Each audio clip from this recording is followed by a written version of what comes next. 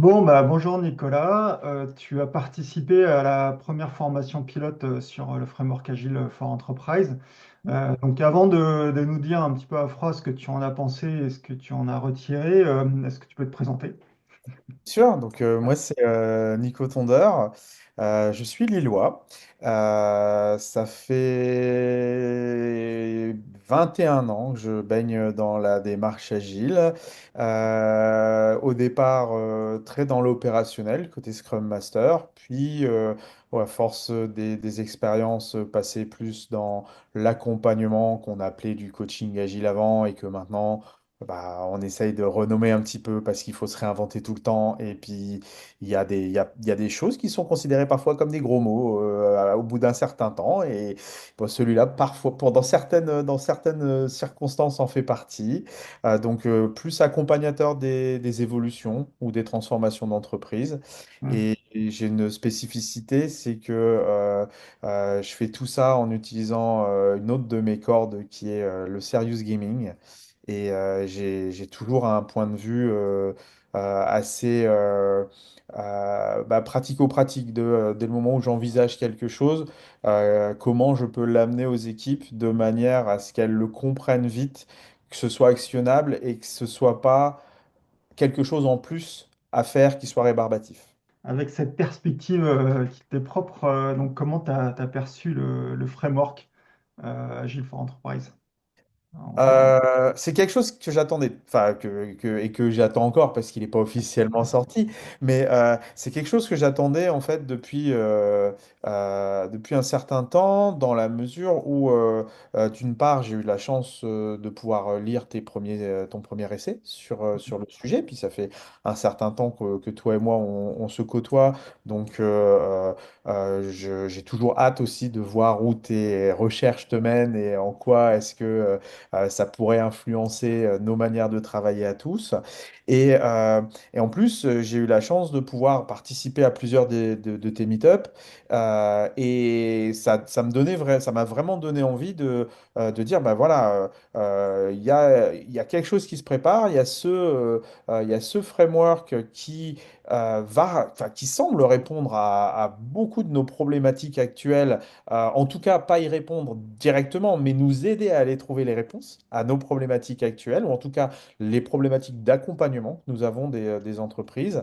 Et je trouvais ça, moi j'avais hâte de le voir arriver.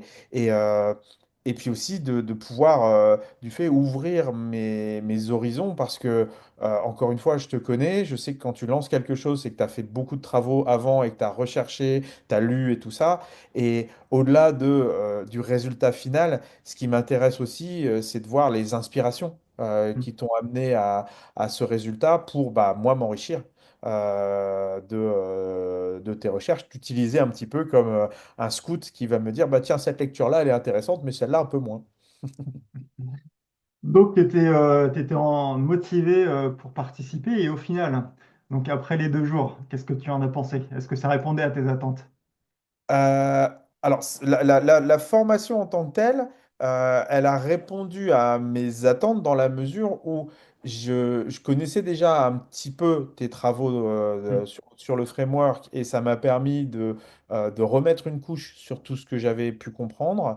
Mais aussi et surtout, ça m'a permis de rencontrer un certain nombre de personnes qui sont dans la même mouvance que moi au niveau de la réflexion, et du fait de pouvoir échanger. Et on a eu la chance d'être sur cette formation en format bêta-test, et j'ai vraiment eu l'impression que ça répondait aussi à autre chose qui est au-delà du contenu, mais qui est de la forme pour moi.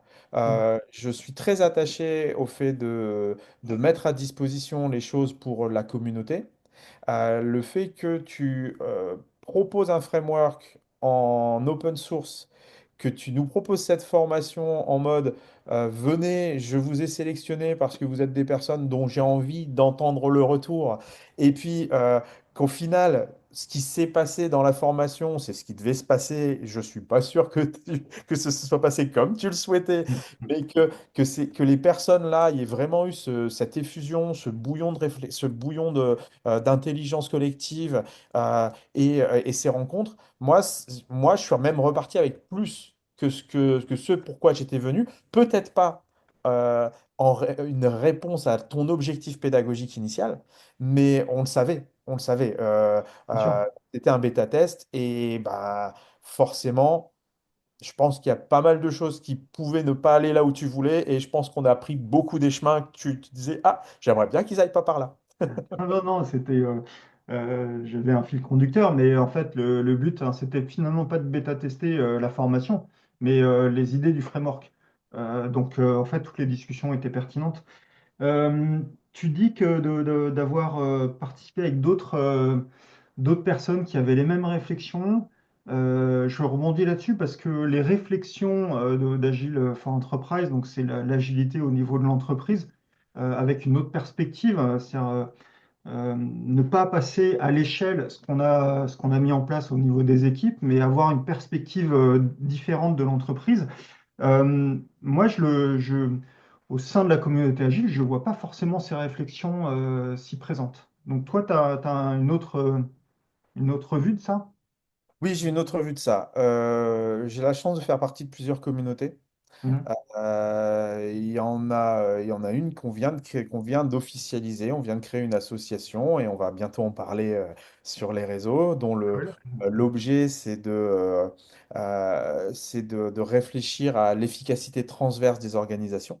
Ouais. D'accord? Pas uniquement agile, pour le coup, on veut aller un peu plus loin. Et réellement, dans cette communauté de personnes, à l'origine, beaucoup de Lillois, mais après, maintenant que l'association existe, on a déjà accueilli d'autres régions. Euh, L'idée, bah oui, on a réfléchi, on réfléchissait au-delà de nos précarés agiles, au-delà des équipes opérationnelles, comment est-ce qu'on peut réfléchir à la suite dans nos accompagnements, mais Mhm. aussi à la suite pour les équipes, bah, comme tu le dis dans ta conférence avec Romain, pour continuer à attaquer ce plafond de verre Ouais. d'un point de vue des équipes. En tout Ouais. cas, à l'origine, c'était ça. Et également, je fais partie d'une autre communauté qui, pour le coup, a rejoint celle dont je parlais juste avant, parce que je fais partie des deux groupes et ça avait du sens pour moi de regrouper les deux initiatives. On est en train de réfléchir à un événement qui nous permettra de réunir des personnes pour envisager le futur de nos métiers Mhm. maintenant que la bulle agile a explosé, maintenant que la bulle agile a éclaté, que l'agilité, bah, c'est plus une fin en soi pour les gens, parce que malheureusement, pendant un certain temps, ça a été une fin en soi, l'agilité. Euh, Maintenant qu'on se rend de plus en plus compte que c'est plus une fin en soi, donc du fait que euh, notre, euh, notre pertinence dans les attentes des sponsors, elle est plus acquise d'office. Bah, comment aller chercher une pertinence complémentaire et aussi surtout, euh, le but c'était que ce soit français pour se dire on suit beaucoup ce qui se passe ailleurs et on a beaucoup suivi l'anglo-saxon notamment dans tout ce qui est l'agile et tout. Mais on a aussi, nous, pas mal de choses sur lesquelles on peut parler et je suis pas le plus vieux de la communauté au niveau de l'entrée dans la démarche agile. Et donc, bah, c'est vraiment intéressant d'aller chercher ces personnes qui ont cette expérience riche et parfois même chargée au-delà de riche, parfois même chargé, pour bah, se dire, OK, maintenant qu'on sait que bah, l'agile, il va falloir aller à la prochaine étape, aller à la prochaine évolution de nos accompagnements, et si on arrêtait de rester juste dans l'opérationnel. Et c'est en Mhm. ça que ça m'intéressait beaucoup aussi de te retrouver sur cette formation et sur ce framework. Maintenant, j'avoue, euh, c'est pas encore ce qui transparaît des événements. la plupart des événements agiles auxquels j'ai la chance de participer, euh, on entend, oui, l'agile est mort, on voit des essais de personnes, bah tiens, j'ai testé telle chose qui va plus loin. Les travaux de Jürgen sur Unfix nous ont laissé présager que on pourrait aller plus loin. Puis bon, là, on ne sait pas trop ce qu'il fait en ce moment, Jürgen. Mais tout ce qu'on entend, on entend plein de choses. Il y avait besoin de faire sens global, en fait. Et il y avait besoin de permettre, et il y a toujours besoin, hein, parce que malheureusement, on n'est pas encore à un état où Agile for Enterprise, il est reconnu partout, il est connu de tous, mais il y a besoin de cette agrégation des bonnes pratiques et des bonnes choses qui nous permettent de faire sens dans toutes nos initiatives, en fait. En termes d'agrégation, effectivement, moi je l'ai pas construit comme ça. Agile for Enterprise, c'est pas une agrégation de méthodes, de briques agiles, de bonnes pratiques. Il y a déjà eu des tentatives d'agrégation euh, qui existent, hein, même en France, hein. On avait notre Jean-Pierre Vicoff national qui avait créé Puma, qui était une agrégation pour les plus vieux. Je ne sais pas si tu as connu, mais Évidemment. c'était une tentative. Euh, Effectivement, moi aussi, hein, c'est pour ça que j'ai fait ce framework, hein, c'était pour dépasser le cadre opérationnel. Avec les OKR, j'étais déjà positionné, on se positionne déjà sur l'exécution de la stratégie, donc on est entre les deux, mais on n'avait pas les armes, le vocabulaire, les concepts, etc., pour embarquer tout le monde. Si tu crées cette association, c'est la preuve qu'effectivement, il y a une vraie envie de dépasser ça. Et est-ce que finalement, ce framework, est-ce que ça te donne une autre perspective, je dirais, ou un autre potentiel pour justement l'avenir de l'agilité, qui est, comme tu l'as dit, hein, c'est qu'un moyen. Par contre, là, on comprend que c'est un moyen au service, enfin, on a plus l'image de l'agilité au service de l'entreprise, plus globalement. Et donc, est-ce que ça te donne des perspectives, toi, une perspective radieuse pour pour cette agilité? Euh, oui, le framework tel qu'il est décrit actuellement permet d'une part, et c'est ton mot dans le framework, hein, permet un alignement. Vraiment un alignement pour moi de se poser les bonnes questions de comment est-ce que je m'aligne d'un point de vue stratégique, enfin comment j'aligne mon entreprise et ce qu'on fait au sein de l'entreprise par rapport à ma stratégie, par rapport à ce que je demande aux équipes au jour le jour, par rapport à la transformation qui est constamment en marche au sein des entreprises, mais comment tout ça peut faire sens ensemble. Ce que je trouve vraiment intéressant, c'est que au travers des différents principes et concepts et outils que tu proposes dans le framework, on va se poser des questions sur l'entreprise. Et je pense que dans les bonnes mains, ça peut même aider l'entreprise à se repositionner sur son marché. Ce qui peut vraiment être intéressant, c'est notamment dans ton principe des 4 E, c'est que il y a des équipes qui vont sans doute penser qu'elles sont encore en mode qu'elles doivent encore faire de l'expansion, ou des entreprises qui pensent qu'elles sont encore en expansion et que donc elles sont en mode expansion et qu'elles mettent en place les mécanismes qui vont servir à cette expansion, Mm, là où en fait, se sont pas rendues compte qu'elles devraient être en exploitation et que les mécanismes à mettre en place sont peut-être plus les mêmes. Et si on regarde d'un point de vue déjà mécanisme interne, ça permettrait de faire plus de sens. Parce que parfois, on ne comprend pas là où va l'entreprise par rapport à la vision qu'on en a.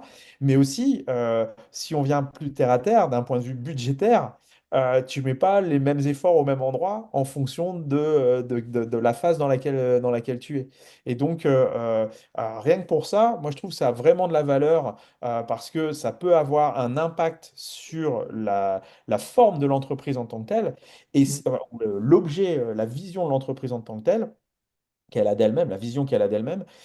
Et par contre, si quand une entreprise est déjà alignée par rapport à sa phase, bah, ça va lui permettre aussi de voir quel levier, sur quel levier elle peut travailler, et nous, de nous donner, à nous les accompagnateurs des évolutions, de nous donner la légitimité dans les actions qu'on mène avec cette grille de lecture qu'on peut proposer à nos sponsors, à nos commanditaires, en leur disant, voilà, dans ma grille de lecture Agile for Enterprise, voilà ce qu'on en a ensemble déduit de là où vous en êtes et là où vous voulez aller, et voilà les leviers sur lesquels moi je vais agir parce que ils font sens par rapport à ce que vous faites. Hmm.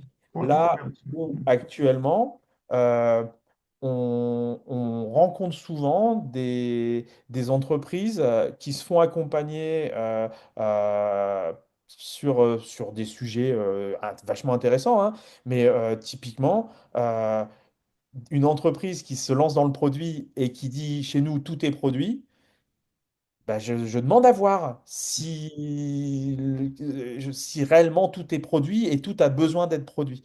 C'est ça. Et là, ça nous permet de dire, bah regardez, on a une grille de lecture qui nous montre que non. Ouais, c'est hyper intéressant parce que effectivement, l'évolution de l'agilité va vers le produit aujourd'hui et du coup, on passe de l'organisation projet à l'organisation produit, mais quelquefois, on ne sait pas forcément pourquoi. Et la tendance de l'agilité et des frameworks, c'est de chercher à être universel, c'est-à-dire se mettre partout. Alors, évidemment, adapté au métier, mais finalement, de chercher à être relativement cohérent. Et finalement, c'est pas toujours le cas. Alors, en fait, c'est pas l'agilité qui monte ça, hein, c'est la stratégie, au final, qui est la plus importante de l'entreprise. Mais comme nous, avec l'agilité, on pilote le changement, donc en fait, on met en visibilité le fait que, on est dans un statu quo peut-être, ou une homogénéité, et que la stratégie, c'est faire des choix, et que donc ces choix, après, faut les décliner. Et donc, ce qu'on rend visible, c'est peut-être cette incohérence ou ce statu quo avec avec notre regard. Euh, Tu parlais de légitimité pour aller parler.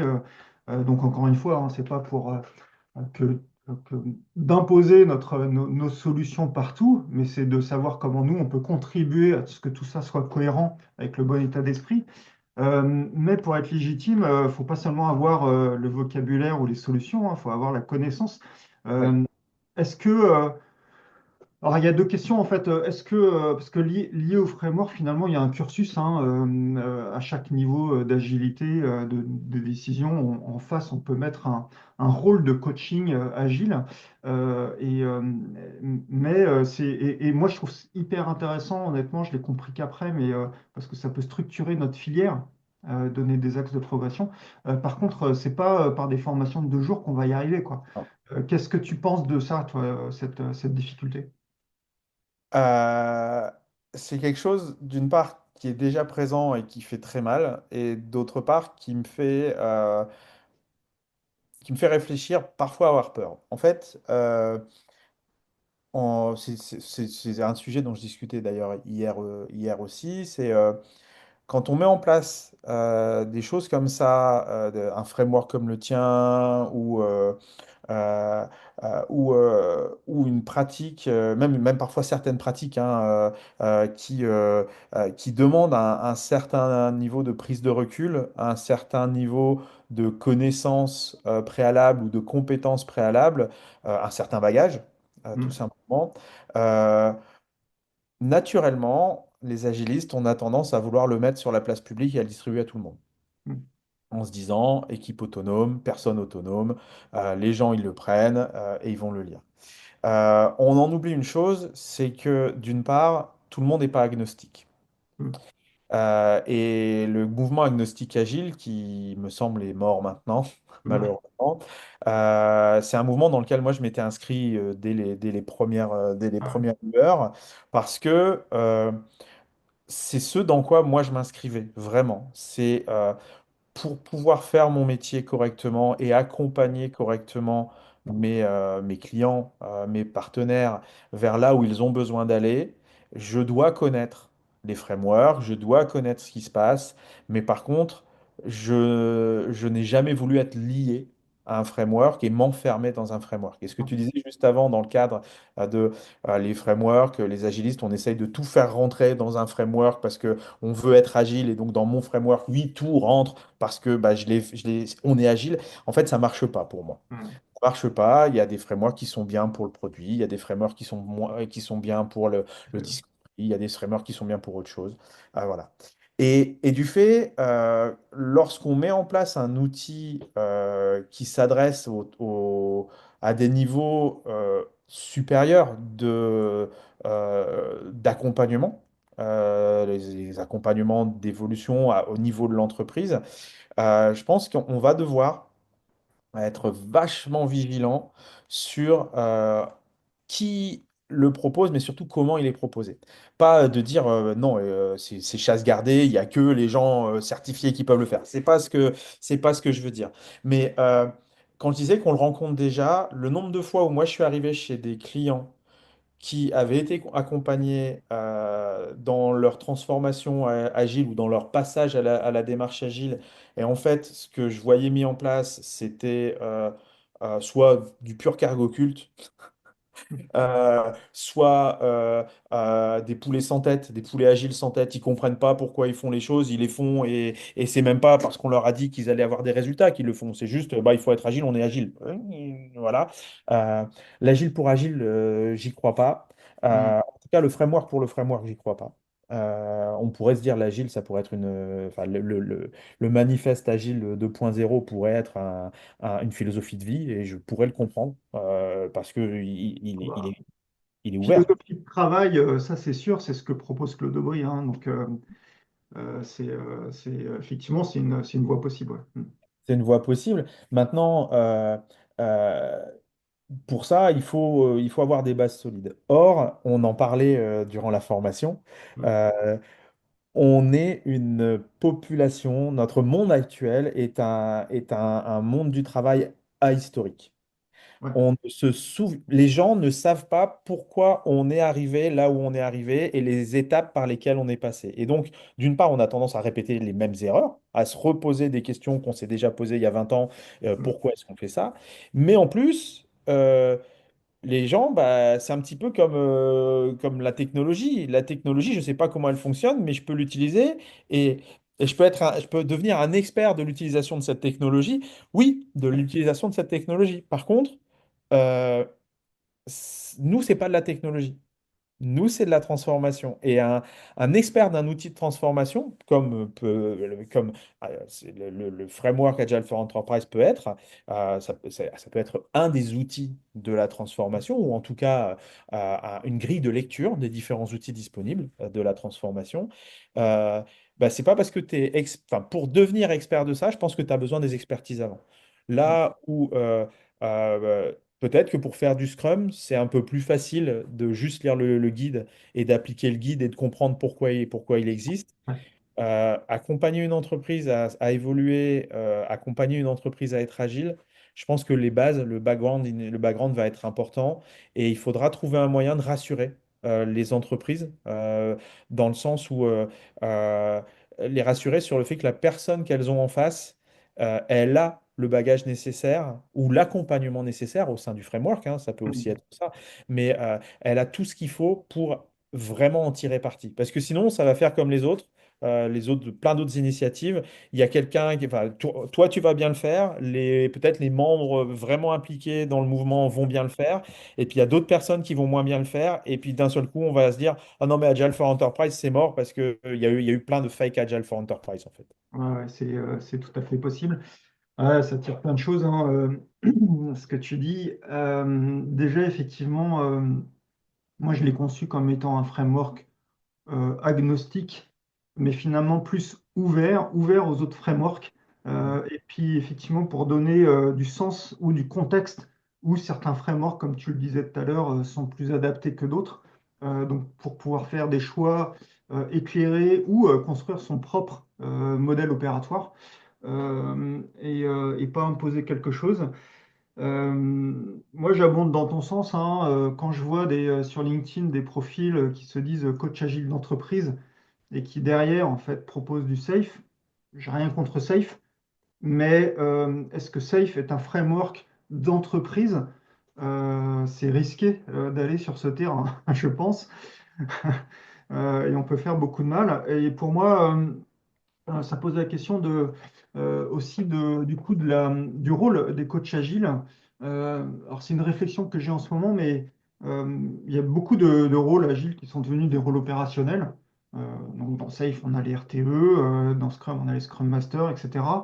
Moi, finalement, plus ça va, plus je me dis que ce sont des rôles de transformation, comme toi, moi, ce qu'on a fait, qui sont des rôles temporaires. En fait, pour bien incarner l'entreprise, il faut travailler avec ceux qui sont en interne de l'entreprise et pas rajouter des nouveaux rôles dans l'entreprise. Mhm. Et je pense que ça va être un vrai changement. Devrait être un vrai changement de posture. Euh, euh, mais bon, c'est peut-être un autre sujet. Euh, qu'est-ce Si je peux qui... si je peux me permettre pour rebondir, il y a une phrase oui. qui m'est venue à l'esprit quand tu disais ça. C'est une phrase que j'ai lue de Benjamin Cabane. Je ne sais pas si elle est de lui, mais j'ai lu une fois sur LinkedIn et je la réutilise régulièrement. Il a posté une fois, le fait d'avoir une expérience ne fait pas de toi quelqu'un d'expérimenté. Ouais. Et je trouve que dans le domaine de l'accompagnement tel que nous on le pratique, dans le domaine agnostique, c'est encore plus vrai en fait. Euh, c'est pas parce que tu as une expérience Safe ou Scrum que tu es expérimenté dans la transformation. Euh, et, euh, et malheureusement, je pense que le métier de coach agile, on l'a peut-être trop hypé. On a Ah, c'est peut-être sûr. trop donné envie aux gens d'être coach agile et du fait, dès le moment où quelqu'un avait une expérience de Scrum Mastering et qu'il avait eu des bons résultats en tant que Scrum Master et tout ça, a entendu parler du rôle de coach agile, il s'est dit, bah, j'ai envie d'être coach agile et je vais me positionner coach agile Mhm. parce que la vision que j'ai du coach agile, je le fais déjà. Sauf qu'en fait, on fait autre chose, nous, en tant que coach agile. Je ne suis pas coach pro, d'accord? Je tiens à le dire, j'ai pas ce parcours-là de coach professionnel, mais je sais que au-delà de la démarche agile, il y a une manière d'aborder les choses et une manière de travailler avec les gens qui, pour moi, encore une fois, dans le mouvement agnostique agile, était vachement important. C'est toujours le client d'abord, c'est toujours mon rôle, en fait, mon rôle en tant que coach, c'est de me rendre inutile. Et c'est ce que tu disais. Notre rôle, il est de faire en sorte que l'entreprise, elle puisse s'en sortir sans nous. Ouais, Euh, Sans nous en tant qu'individu, parce que peut-être moi j'apporte plus de valeur à un instant T à cette entreprise, mais sans nous en tant que rôle aussi, dans le sens où si on fait bien notre boulot, on ouais, est censé les autonomiser correctement tout et à fait. leur Ouais. donner leur donner les clés du camion. Ouais, bah oui, alors complètement. Moi, j'étais aussi enfin, je suis toujours dans une perspective agnostique. Sur les méthodes, c'était déjà vrai, hein, XP, Scrum, Kanban, Lean Startup, Co. Euh, mais sur le rôle de transformation entreprise, oui. Parce que pour moi, l'agilité entreprise, en fait, c'est amener le fait de piloter le changement, non pas comme une transformation, mais que ce soit un processus continu comme le reste, comme la gestion de risque, comme la gestion des budgets et autres. Donc à un moment donné, on n'a plus besoin de toi, puisque c'est dans les process même de l'entreprise et que ça se gère bien. Ok. Est-ce que ce framework, enfin, comme tu avais suivi, tu avais lu pas mal de choses et suivi pas mal de meet-up, est-ce que quand même dans la présentation du framework, il y a des choses qui t'ont surprise ou des insights Ouais, il y a quelque chose sur lequel je me suis posé des questions hier. Hein. Hier, j'ai appliqué, enfin, j'ai exploré le framework ouais, hier avec Mathieu. Il y a des questions qu'on s'est posées hier, notamment de se dire euh, quel est le bon niveau pour aller appliquer Act, quel est le bon niveau pour le pacte, et ainsi de suite. D'accord? Euh, et, euh, et notamment dans le cadre des grosses entreprises, alors je sais que toi, tu es plus orienté PME, TPE, d'accord? Mais dans le cadre des grosses entreprises, la question qu'on s'est posée, c'est est-ce que le niveau à attaquer, c'est pas plus la chaîne de valeur? Tu sais, et de prendre en compte la dimension chaîne de valeur dans l'Agile for Enterprise en se disant, mais en fait, c'est cette chaîne de valeur qui pourrait être l'entrant d'un des outils, que ce soit Pact ou que ce soit Act, en fonction de la taille de l'entreprise, mais à prendre cette vision-là de la chaîne de valeur, parce que une chaîne de valeur, potentiellement, elle va chercher plusieurs produits, si on est en mode produit. Une chaîne de valeur, elle va pas nécessairement toucher une sous-division de l'entreprise, mais peut-être une sous-division de cette sous-division ou plusieurs sous-divisions de l'entreprise. Et donc ça, ce sont des questions qu'on s'est posées hier et j'y avais pas pensé jusqu'à maintenant. Parce que dans la présentation et Oui, dans l'orientation plus PME, TPE, peut-être la notion de chaîne de valeur transverse, elle est moins importante. Mais ça, c'est une question qu'on s'est posée. ouais, La, la deuxième chose, c'est hier en retravaillant sur le framework, on s'est dit ça serait vraiment super intéressant d'avoir l'outillage pour pouvoir positionner correctement l'entreprise ou l'entité que j'accompagne dans les 4 E ou dans les archétypes. Tu vois, de manière à ce qu'on puisse se dire, voilà, j'ai non seulement l'outillage pour agir, pour les emmener là où elles ont besoin d'aller, ou dans la transformation qui est la bonne pour eux, dans l'état actuel mm, de mes connaissances et dans la phase de management dans laquelle elles sont, mais aussi j'ai l'outillage qui me permet de correctement identifier, diagnostiquer là où ils sont, tu vois. mm. Euh, et je l'ai pas vu encore. Enfin, peut-être je l'ai raté hein, dans le Non, framework, non, mais j'ai pas vu cet outillage. cette partie identification, savoir se positionner, savoir où on est, c'est un sujet. Euh, évidemment, c'est encore plus un sujet pour les grosses entreprises parce que c'est quelquefois complexe. On a du mal à lire l'entreprise parce que elle a une histoire qu'on ne connaît pas forcément. Et oui, donc moi je positionne le framework plus sur les TPE, même plus sur les PME, ETI, et dans les grandes organisations, je dirais, ça peut être pertinent à partir des business units, quoi. C'est-à-dire qu'au-delà, au niveau corporate, enfin, c'est d'autres compétences, d'autres outils qui permettent de voir ça. Donc, à partir des business units, le prendre par les chaînes de valeur, à un moment donné, oui, parce que si c'est un framework agile, c'est-à-dire que tous les coachs agiles, quels que soient les niveaux où ils sont, doivent pouvoir l'utiliser. Donc se situer, doit pouvoir l'utiliser et avoir les bons outils à son niveau. Et donc la chaîne de valeur est un niveau de décision puisque c'est le niveau tactique. Donc oui. Par contre, euh, tu peux pas faire en sorte que ce soit le point d'entrée principal. Parce que si c'est le point d'entrée principal, tu perds de vue l'entreprise. Mhm, Donc le point d'entrée principal, ça peut être que l'entreprise ou l'organisation, c'est-à-dire la business unit. En revanche, dans cette organisation, dans ce périmètre-là, je dois pouvoir me situer et savoir comment je peux agir. Et donc, oui, ce qui manque pour l'instant, c'est pas la première fois qu'on me le dit, donc je suis en train d'y réfléchir, c'est une aide à ce positionnement. En fait, moi, je pensais que c'était plus ou moins un acquis, mais bon, on se trompe souvent là-dessus, en prenant justement l'agilité comme basiquement, donc enfin, spécifiquement, c'est savoir piloter du changement. Le changement, il est incarné par des décisions, et donc c'est le positionner par rapport à des niveaux de décision. C'est pas mhm. des niveaux hiérarchiques, mais des niveaux en termes de portée, d'horizon de temps, de complexité, etc. Euh, et donc, je m'étais dit, à partir de là, chacun se reconnaîtra. Mais non, donc il faut Bah, préciser. Mm. c'est pas tant qu'on se reconnaît pas, c'est que du fait, ce dont on a discuté hier, c'est que on a eu dans la même heure, parce on a passé à peu près une heure sur l'aspect chaîne de valeur et Ouais, où positionner tout ça. On a passé une demi-journée hein, sur ton framework hier, donc on a bien regardé, on a bien bossé et tout ça. Mais sur l'aspect chaîne de valeur, sur l'heure où on a discuté, en fait, on a eu plusieurs interprétations du positionnement des outils. Tu ouais, sais, on s'est dit, bah, est-ce que Pacte, il se met en effet, il doit se mettre en effet d'un point de vue de l'entité la plus grosse qu'on regarde. D'accord? Donc la BU, la business unit et tout ça. Le souci, c'est que dans en tout cas l'entreprise qu'on prenait en exemple, les business units, et ben, sur une même chaîne de valeur, il peut y en avoir plusieurs qui sont impliqués. matriciel ou réseau, ouais.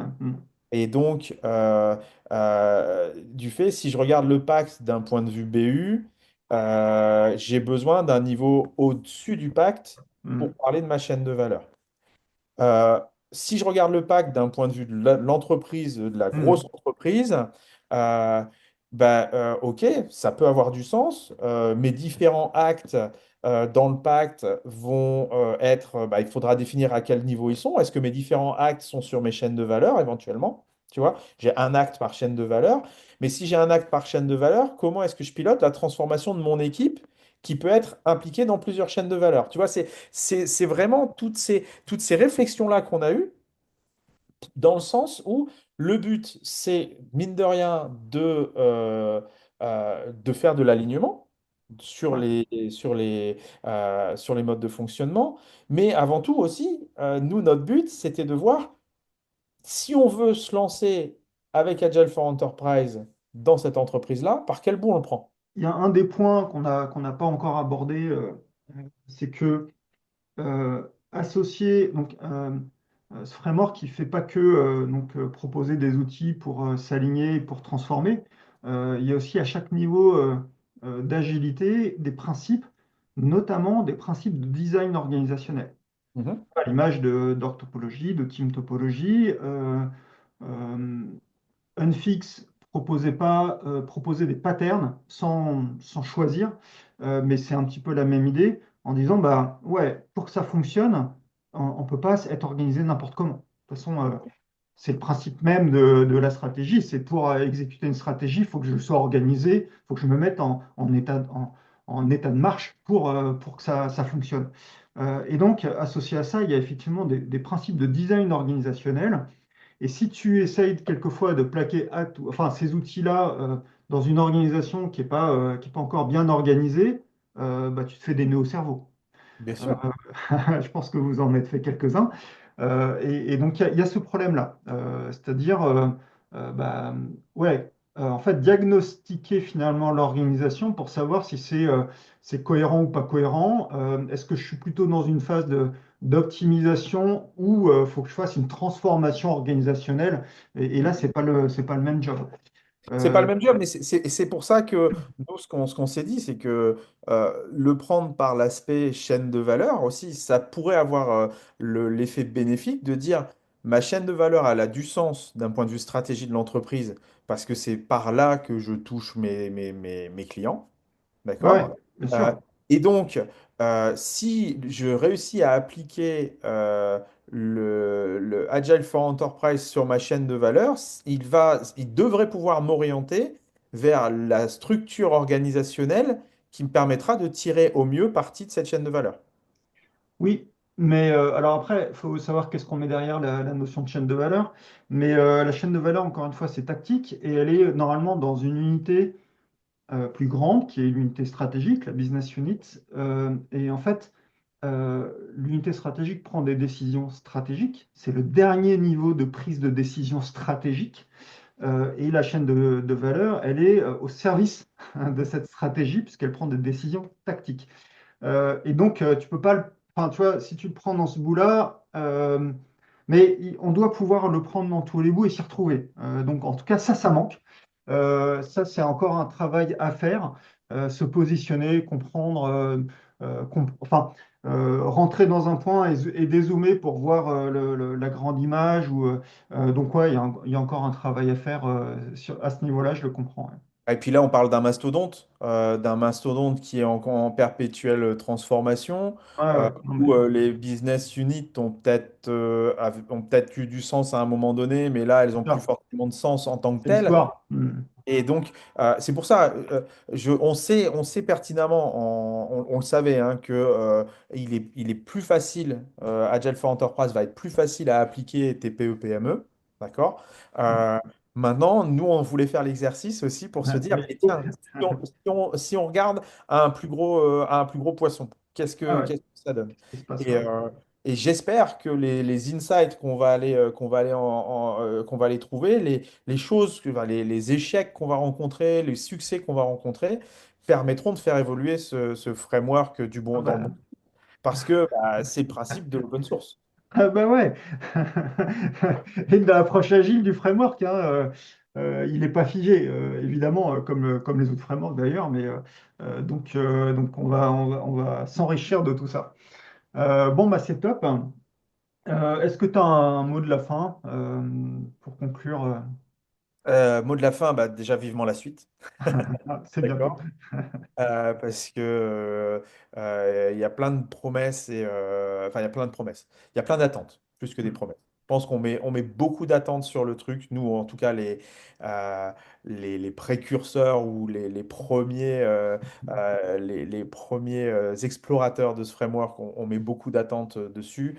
Et c'est pas pour te mettre de la pression, hein, on veut pas te mettre de la pression sur le sujet, mais on a beaucoup d'attentes. Et notamment, on a beaucoup d'attentes parce que le fait de pouvoir l'éprouver nous va faire que on espère pouvoir t'amener justement les retours qui vont permettre d'en faire quelque chose qui, euh, loin de se vouloir universel, en tout cas, sera suffisamment versatile pour adresser la Ouais. plupart de des organisations qu'on rencontre. Donc ça, c'est vraiment pour moi il y a beaucoup d'attentes et j'ai hâte de voir la suite. Euh, et puis j'ai hâte de pouvoir aussi voir les différents outils et amener la patte ludique Ah derrière les ouais. parce que bah, tu sais, c'est toujours là. Et donc, que ce soit du ludique pour apprendre à utiliser l'outil que tu proposes, ou même carrément amener une patte ludique dans la récurrence de l'outil, que ce soit Ouais. du diagnostic ou de l'application, je pense qu'il y a des choses vraiment sympas à faire et j'espère pouvoir t'aider sur le sujet. Ah bah ouais, moi aussi, j'espère. Bon, bah cool. Merci beaucoup, hein, Nico.